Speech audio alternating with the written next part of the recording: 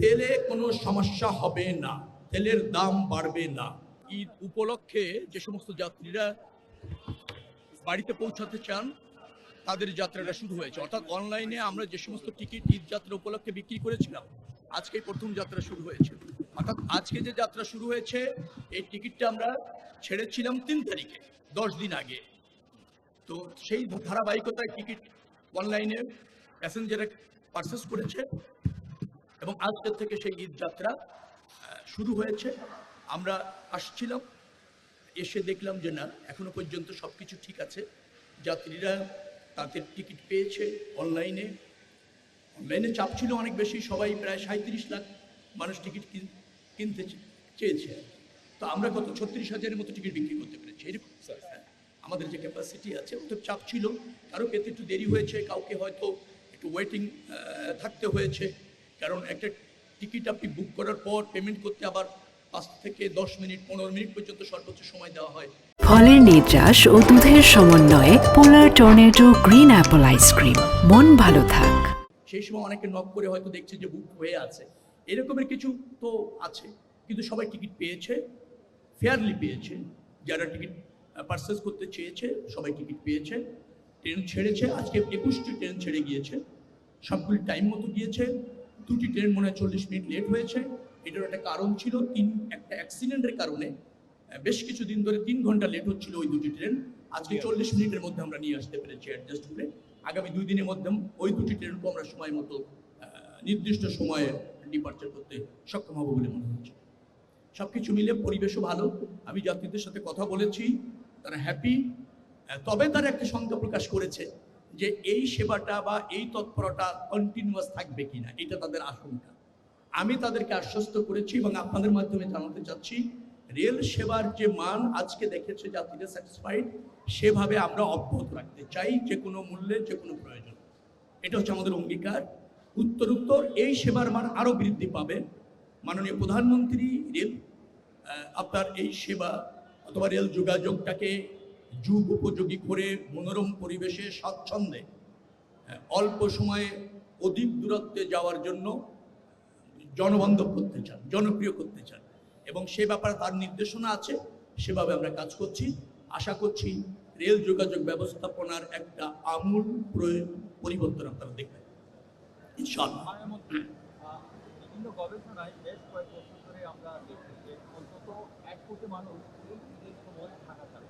তারা বেশিরভাগই কিন্তু ট্রেনের টিকিট চায় না নিয়ে, তারা অন্য অন্য মাধ্যমে যায়। এবার আপনি কিন্তু একই সাথে রেলমন্ত্রী, একই সাথে আপনি আবার লঞ্চের 3টা টাইমে আপনি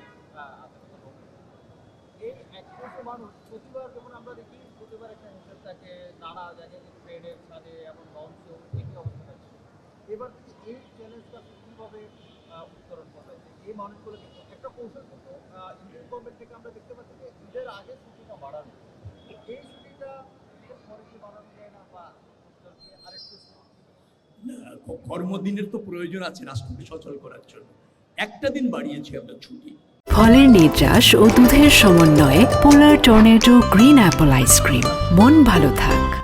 একটা দিন বাড়িয়েছি, তো সেটা বাড়ার প্রয়োজন ছিল, একটা দিন কনসিডার করে গিয়েছে। আপনি জেনে খুশি হবেন যে রেল, সড়ক এবং নৌ সব জায়গায় এবার দেখবেন যে আগে যে ব্যবস্থাপনা ছিল তার মধ্যে থেকে বেশ কিছুটা পরিবর্তন আমরা আনতে সক্ষম হয়েছি।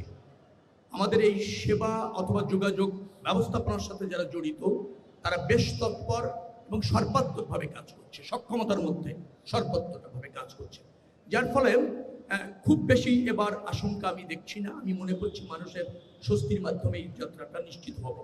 ট্রেনে প্রায় আমরা 124টি কোচ, আপনি যদি বলেন মিটার গেজে আমরা যুক্ত করেছি, আরও 14টার মতো মনে হয় আমরা যুক্ত করেছি ব্রড গেজে।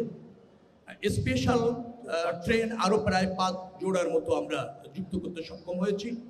তো সব কিছু মিলিয়ে আমাদের যে ক্যাপাসিটি আছে 36 থেকে 42,000 মানুষকে আমরা এই সেবাটা দিতে পারবো, যাত্রাটা নিশ্চিত করতে পারবো। শেষ মুহূর্তে কিছু চাপ হয়, অনেকে যে কোনো মূল্যে ছাদে উঠে যেতে চান, আমরা নিবৃত্ত করার চেষ্টা করছি, উঠার সব ব্যবস্থা বন্ধ করছি। তারপরও হচ্ছে যদি এমন হয়ে যায় শেষ মুহূর্তে যে কন্ট্রোলদের অনেক সময় বাইরে চলে যায়, সে যে কোনো মূল্যে বাসায় পৌঁছতে চায়।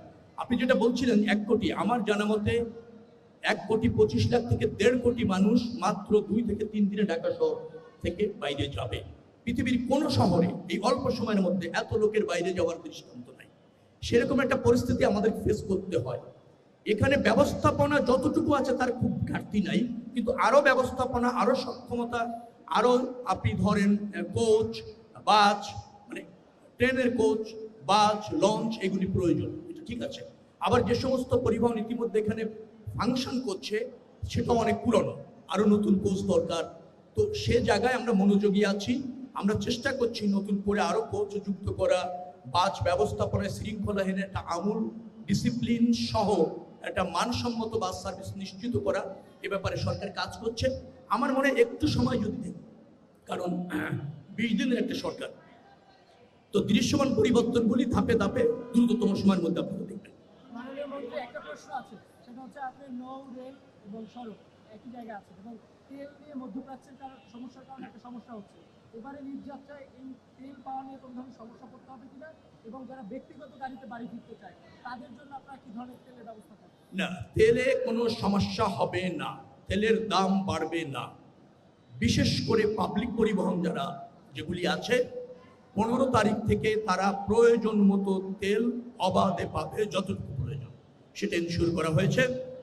জ্বালানি মন্ত্রী আমাকে এনশিওর করেছেন, তিনি বলেছেন 15 তারিখ থেকে পর্যাপ্ত তেল পাবলিক পরিবহনে সরবরাহ করা হবে, আর তেলের দাম বাড়ানো হবে না, যার ফলে ভাড়া বাড়ছে না, আর দুর্ভোগ হওয়ার সম্ভাবনা আমি দেখছি না। তেল সংক্রান্ত দুর্ভোগ আমি দেখছি না এই পর্যন্ত।